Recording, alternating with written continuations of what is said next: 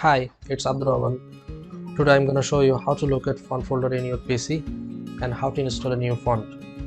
So first you have to go to this PC on your Windows 10.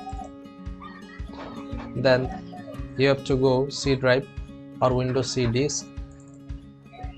Then go to Windows folder. You can find the font folder in this directory. That's all. This is the directory or folder where all the fonts are installed. Now, how you install a new font? For that, you have to download the font first, then go to the folder. After that, select all the fonts or your specific font. Right click on that. Click on install or install for all users.